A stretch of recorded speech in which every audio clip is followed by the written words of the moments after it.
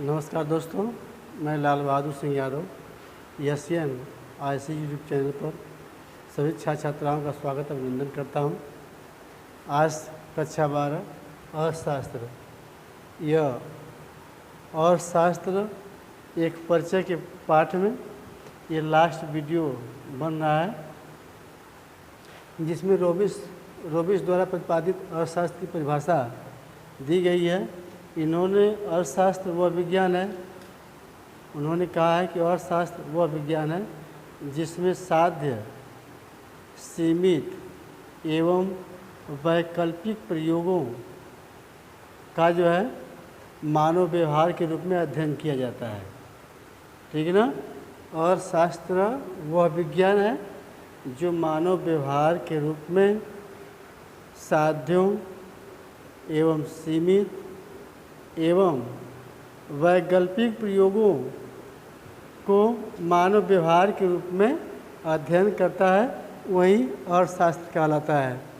देख लीजिए, एक पुस्तक है जिसमें रोबिन सिंह ने अपनी एक पुस्तक में an essay on the nature and significance of economic science, इस पुस्तक में उन्होंने इस तरीके से परिभाषा दिया है।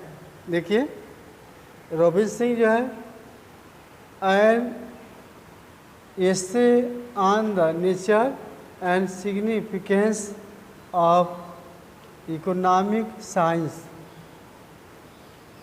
नामक पुस्तक में प्रोफेसर रोबिन्स ने यह डिफिनेशन दिया है कि अर्थशास्त्र वह विज्ञान है जिसमें साध्यों, सीमितता और अनेक उपयोग वाले साधनों से संबंधित मानव व्यवहार का अध्ययन किया जाता है। ठीक है ना। कह रहा है कि साध्यों, सीमितता एवं वैकल्पिक, कह लीजिए वैकल्पिक रूप में जो साधनों का प्रयोग किया जाता है किसमें, मानव व्यवहार में, उसका अध्ययन जो है अर्थशास्त्र में किया जाता है। ठीक ना। उसका अध्ययन किसमें किया जाता है, अर्थशास्त्र में। उन्होंने यह डिफिनेशन दिया है अपनी परिभाषा में। जैसे मार्शल ने कल्याण के बारे में, है ना, एडम स्मिथ ने धन की विशेषता को बताया है कि धन यदि है तो सारे कार्य जो है हो जाएंगे, है ना, सारे कार्य में कोई परेशानी नहीं आएगी और समय से सुलभ हो जाएंगे। और रोबिन सिंह की मूल परिभाषा में क्या है कि इसमें देखिए, इन्होंने कहा है यह साधन है। साधन को उन्होंने माना है, एडम स्मिथ ने माना है धन, और इन्होंने साधन माना है। आवश्यकता क्या माना है, आवश्यकता क्या है, सीमित है, असीमित है, असीमित। ठीक ना। और यह जो है मनुष्य है, मानव है। मानव मतलब मन है, मन की बात, यह साधन है, यह असीमित आवश्यकता है। साधन सीमित है, साधन क्या है, यह सीमित है।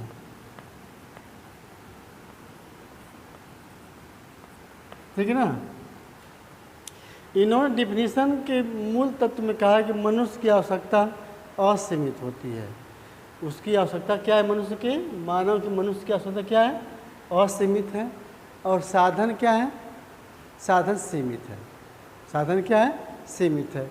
मनुष्य की आवश्यकताएं असीमित है, और जैसे जैसे एक आवश्यकता की पूर्ति हो जाती है तो दूसरी आवश्यकता सामने आ जाती है।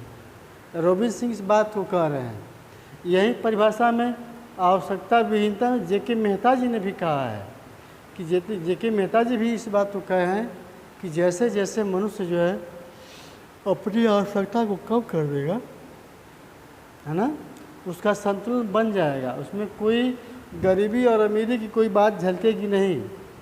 वह रसगुल्ला नहीं चाहिए, वह सिंपल भोजन से काम चला लेगा। ठीक है ना। और जो गुड़ होता है जो भेली के रूप में, उसको खा करके जो है रसगुल्ला का स्वाद ले सकता है। ठीक है ना, स्वाद तो वो नहीं मिलेगा लेकिन पूर्ति उसकी हो सकती है। जैसे काफ़ी और चाय है, काफ़ी की जगह पर हम चाय पी काम चला लेंगे। ठीक है ना, क्योंकि उसके में डिफरेंट है, दोनों काम एक ही है लेकिन तरीका उनका अलग अलग है। अलग का मतलब कि मूल्य से अलग है ना। तो इसलिए प्रोफेसर रॉबिन्स ने अपनी पुस्तक में कहा है कि इसमें an essay on the nature and significance of economic science, इसमें उन्होंने क्या कहा है कि अर्थशास्त्र वह विज्ञान है जिसमें साध्यों, सीमितता और अनेक उपयोग वाले साधनों से संबंधित मानव व्यवहार का अध्ययन किया जाता है। ठीक है ना, मानव व्यवहार का अध्ययन किया जाता है। इसमें मनुष्य के पास क्या है, साधन सीमित है। क्या है, साधन सीमित है, यह ज़्यादा नहीं है। ठीक है ना, और साधनों की तीव्रता में अंतर होता है। साधनों की तीव्रता में क्या होता है, अंतर होता है। अगला देख लो पॉइंट कि कह रहा है कि साधनों के वैकल्पिक प्रयोग है ना संभव है। साधनों के वैकल्पिक प्रयोग संभव है, अर्थात आवश्यकता पूर्ति के एक ही साधन का अनेक प्रकार से प्रयोग है ना, प्रयोग हो सकता है या किया जा सकता है, यह कह रहा है। कौन कह रहा है, रॉबिन्स सिंह जो है अपने डिफिनीशन में यही बता रहे हैं। देखिए, इन्होंने धन की विशेषता, एडम स्मिथ ने धन की विशेषता, मार्शल ने कल्याण की बातें, जेके मेहता ने आवश्यकता विहीनता की जो डिफिनीशन दिया है, उन सबको अलग करते हुए यह रॉबिन्स सिंह ने यह दर्शाया है कि अर्थशास्त्र मानव व्यवहार का विज्ञान है जिसमें साध्यों, सीमितता एवं वैकल्पिक प्रयोग रूपी साधन से का अध्ययन इसमें किया जाता है। मान लीजिए यदि आपके पास अभी बताया हमने कि चाय, काफ़ी, यदि आपको काफ़ी पीना है, काफ़ी महंगी है तो आप काम चाय से चला लेते हैं, है ना। मतलब कि हम पूर्ति को थोड़ा सा एक विकल्प के रूप में चाय से काम चला ले रहे हैं ना, वही साधन है।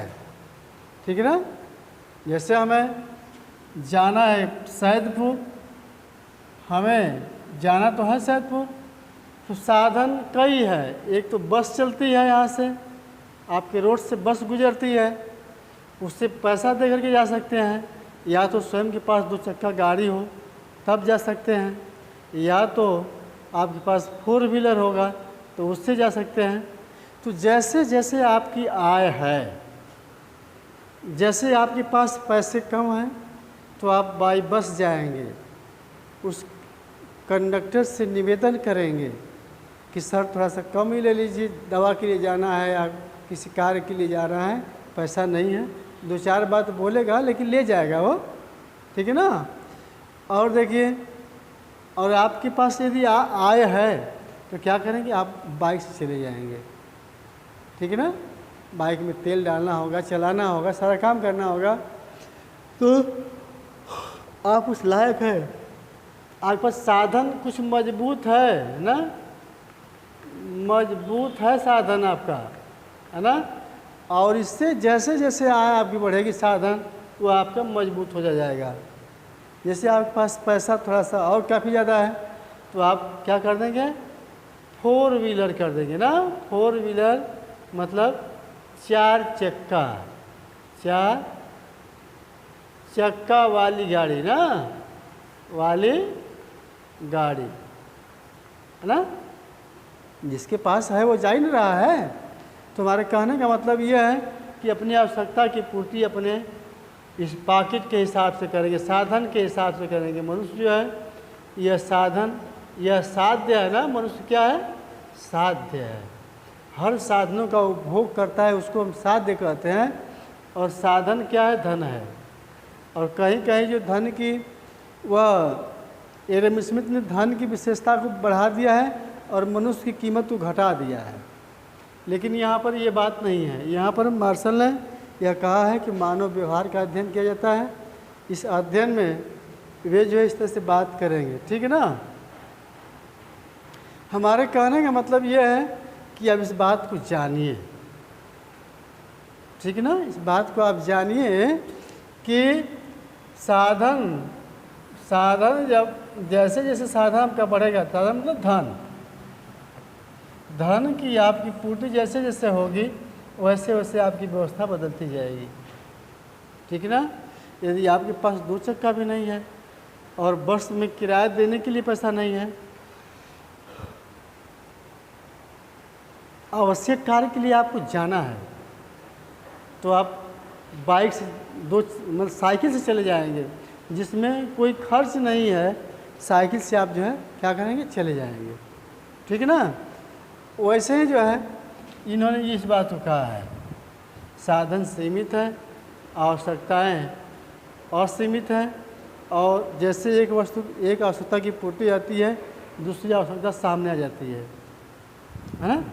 जैसे आपके पास एक कपड़ा है और यदि आपके साधन बदल गए, धन आपके पास ज़्यादा होने लगा, आप नौकरी पेशे में चले गए, तो जब आपके पास अधिक धन हो जाएगा तो क्या करेंगे आप, 2-4 ड्रेस बनवा लेंगे और वह प्रेस स्वयं नहीं करेंगे, वह इस्त्री वाले के यहाँ ले जाएंगे, जहाँ प्रेस कपड़ा होता है उसको दे देंगे, पैसा देंगे, प्रेस करा के पहुँचा देगा घर पर। जैसे जैसे आपकी अर्थव्यवस्था सुधरेगी वैसे वैसे जो है आप अपनी व्यवस्था को सुदृढ़ करते रहेंगे, ठीक है ना।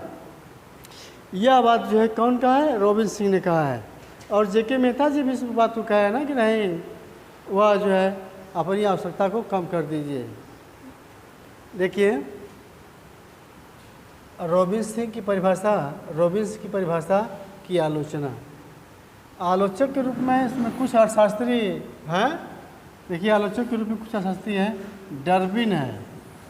डार्विन जो है इनकी डिफिनीशन का, जिन्होंने कहा है कि अर्थशास्त्र में इन्होंने कहा, रॉबिन सिंह ने कहा कि अर्थशास्त्र मानव व्यवहार में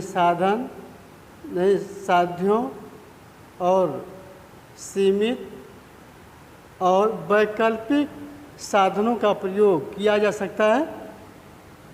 किसके लिए, मानव व्यवहार के लिए। तो इस बात को जो है डार्विन और बूटन और फ्रेजर यह इस बात को नकार जाते हैं कि नहीं, आप जो कह रहे हैं गलत है।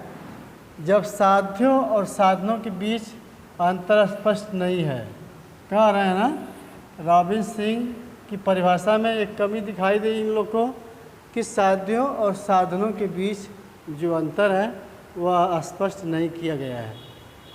कहने का मतलब कि साध्य जो है मनुष्य है, मनुष्य क्या है, साध्य है, ठीक है ना। साध्य है जो साधन का उपभोग करता है, और कहीं कहीं जो है जो साधन है ना, साधन इसको हम धन मानते हैं, ठीक है ना। तो कहीं कहीं जो है धन के लिए जो है वह मनुष्य जो है कार्य करता है, धन के लिए, साधन के लिए, धन के लिए मनुष्य क्या करता है, कार्य करता है। जिससे जो है यह डार्विन और बूटन और फ्रेजर इस बात को कह रहे हैं कि उन्होंने कहा है कि नहीं, साध्यों और साधन जो आवश्यकता की पूर्ति को बढ़ा देता है। जैसे साधन बढ़ता है वैसे मनुष्य की आवश्यकता बढ़ जाती है, एक के बाद दूसरी आवश्यकता सामने खड़ी हो जाती है। यह रॉबिन्स का कहना है। लेकिन ये लोग कह रहे हैं कि साध्य में भी मनुष्य आता है और साधन में भी आता है, दोनों में आता है। तो इसका स्पष्टीकरण इन लोग कह रहे हैं, कौन कह रहा है, डार्विन और बूटन और फ्रेजर कह रहे हैं कि इसमें वो स्पष्ट नहीं किए कि साधन किसको मान रहे हैं और किसको जो है साध्य मान रहे हैं। साध्य तो स्पष्ट रूप से यह बात है साध्य के रूप में कि मनुष्य ही साध्य है, जिससे क्या होता है, जिससे जो है वह साधन प्राप्त होता है, साधन का उपभोग होता है, धन का उपभोग होता है। जब मनुष्य नहीं रहेगा तो उपभोग कौन करेगा, साध्य कौन करेगा, ठीक है ना। जैसे ले लीजिए नंबर 2 देखिए, कह रहे हैं डर्बन, बूटन और फ्रेजर कि रॉबिन्स की परिभाषा में मानव व्यवहार सदैव विवेकपूर्ण नहीं है ना। मानव व्यवहार जो है, मानव का व्यवहार हमेशा एक बराबर नहीं होता है, विवेक से हमेशा कार्य नहीं करता है। जिस विवेक से आप साधन का प्रयोग करेंगे, हो सकता है दिमाग ना काम करे। जैसे आपसे कोई बात कही गई है और आप जो है प्रेजेंट समय में यदि हम कुछ बात कर रहे हैं, आपकी सोचने की क्षमता नहीं है, आप अनाप के शनाप बातें कर देते हो और बाद में जाके पछताते हो, ठीक है ना। जैसे आप क्वेश्चन आ रहा हो, एग्जाम में बैठे हो और एग्जाम में पेपर दे रहे हो, जैसे पेपर दे के तुम निकलते हो वैसे जो है तुम्हारे दिमाग में क्वेश्चन का उत्तर आ जाता है और बाद में आप पछताते हैं, है ना। तो वहीं डर्बिन और बूटन और फ्रेजर का कहना है कि रॉबिन्स जी ने जो कहा है कि मानव व्यवहार सदा विवेकपूर्ण कार्य करता है, लेकिन नहीं, इन लोगों ने कहा कि नहीं, विवेकपूर्ण काम नहीं, सदैव नहीं करता है, सदैव नहीं करता है, हमेशा बदलता रहता है, कभी ठीक करता है, कभी खराब करता है, कभी कम करता है, ठीक ना। इस तरीके से वे जो है उन्होंने आलोचना किया है। थर्ड पॉइंट में देखिए, कहा है, इन लोगों ने कहा है कि रॉबिन्स की परिभाषा में केवल निगमन प्रणाली का प्रयोग किया गया है। निगमन प्रणाली का विश्लेषणात्मक तरीके से किया गया है, लेकिन इसमें क्या होता है, निगमन अर्थशास्त्र में जो परिभाषा दी गई है मानव व्यवहार के रूप में, इसमें निगमन और आगमन दोनों का होना अनिवार्य होता है। किसी भी मानव व्यवहार का जो विश्लेषण किया जाएगा, है ना, विश्लेषण में वह निगमन और आगमन दोनों का प्रयोग किया जाता है। यहाँ पर रॉबिन्स ने क्या कहा है, यह केवल निगमन की बात कही है, केवल क्या की है, निगमन प्रणाली की बात कही है, और अन्य लोग कह रहे हैं कि निगमन के साथ साथ आगमन भी इसमें आता है। लास्ट में देखो 4 पॉइंट में, सीमित एवं वैकल्पिक प्रयोग शब्दों का प्रयोग अनावश्यक है, आवश्यक नहीं है ना। सीमितता जो साधन के लिए कह रहा है कि साधन सीमित है और आवश्यकताएं जो है असीमित है, इसको कह रहा है कि जो सीमित शब्द का प्रयोग किया गया है और वैकल्पिक का प्रयोग जो किया गया है ना शब्दों का, वह प्रयोग क्या है, अनावश्यक है। क्या है, अनावश्यक है। किस लिए भाई, किस लिए अनावश्यक है, कि वैकल्पिक प्रयोग, ठीक है ना, हमेशा दिमाग में आता नहीं है। वैकल्पिक प्रयोग जो है हमेशा दिमाग में, कहीं कहीं जो वैकल्पिक प्रयोग हो ही नहीं पाता है, जिसके लिए जो साधन है वही प्रयोग हो सकता है। जैसे समझ जाओ, जैसे भूख लगी है तो भूख में हम रोटी चावल दाल भी खा सकते हैं, भूख में हम रसगुल्ला भी खा सकते हैं, भूख में हम समोसा चाय से भी काम चला सकते हैं, विकल्प है ना। तो लेकिन यहाँ इन लोगों ने कहा कि विकल्प कोई नहीं है। ये जो विकल्प में जो प्रयोग किया गया है यह क्या है, अनावश्यक है, कुछ भी जो है लिया जा सकता है, ठीक है ना। डार्ट पेन के जहाँ पर फोल्टेन पेन जो स्याही वाले पेन है प्रयोग किया जा सकता है, ठीक है ना, ये विकल्प के रूप में है। लेकिन इनका कहना है कि नहीं, जो है डार्ट है तो डार्ट है, ठीक है ना। इस तरीके से जो है रॉबिन्स की परिभाषा, उनके मुख्य तत्व जो बताया गया है, उसके बाद इनकी जो है आलोचना डर्बिन, फ्रेजर और बूटन के द्वारा जो की गई है वह आप सभी लोग को बता दिया गया। इस तरीके से मुझे आशा है कि आपको ये मानव व्यवहार की जो परिभाषा है, अर्थशास्त्र की जो परिभाषा जो रॉबिन्स ने दिया है वह क्या है, आपको बात समझ में आ गई होगी, है ना। कल्याण की बात जो है मार्शल ने कहा दिया कि कहने कल्याण का अध्ययन करता है। धन की बात जो है एडम स्मिथ ने कर दिया, ठीक है ना, सीमितता के रूप में कर दिया है। और जेबीसी ने किया है ना, धन की परिभाषा जेबीसी ने दे दिया कि नहीं, जेबीसी ने कहा कि अर्थशास्त्र धन के विज्ञान की विवेचना करता है कि धन के अर्थशास्त्र एक धन का विज्ञान है यह विवेचना कौन किया है? जे.बी. से ने किया है। ठीक है, सबकी परिभाषा अलग अलग दी गई है, सब बात को समझिए। लेकिन आपको यदि रॉबिन्स की बात आती है तो रॉबिन्स ने जो है आवश्यकता को कहा है कि मनुष्य की आवश्यकताएं असीमित होती हैं। जैसे जैसे ही एक आवश्यकता की पूर्ति हो जाती है, दूसरी आवश्यकता सामने आ जाती है और मनुष्य के पास साधन सीमित होते हैं। और देखिए, साध्यों की तीव्रता में असर होता है, कभी ज़्यादा तीव्र होता है व्यक्ति और कभी जो है कम होता है। जैसे साध्य होंगे, जैसे गरीबी से आप गुजर रहे हैं, विषम परिस्थिति गुजर रहे हैं, तो निश्चित रूप से आप कहीं ना कहीं कार्य करेंगे जिससे आपको रोटी चाहिए, रोटी की आवश्यकता है ना, इसीलिए कह रहा है। और कह रहा है मूल पॉइंट में, मूल बिंदु में कह रहा है कि साधनों के वैकल्पिक प्रयोग संभव है। साधनों के वैकल्पिक प्रयोग संभव इसलिए है कि यदि गाड़ी से जा रहे हैं, है ना, साइकिल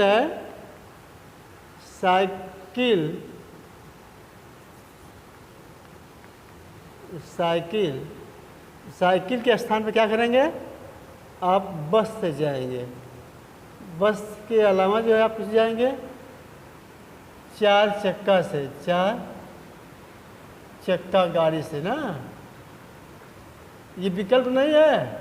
यदि ये सब नहीं रहेगा तो हम किसी से हेल्प लेकर चले जाएंगे ना, इमरजेंसी है तो जाएंगे ही।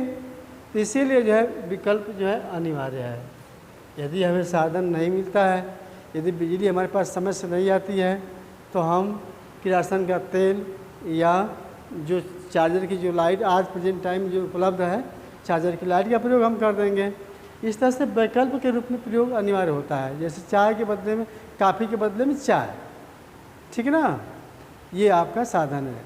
जैसे साइकिल, यदि मोटर चक्का 4 व्हीलर नहीं है, 4 चक्का नहीं है, तो उसके बदले में साइकिल है ना, आवश्यक कार्य के लिए थोड़ा पहले हम निकल जाएंगे।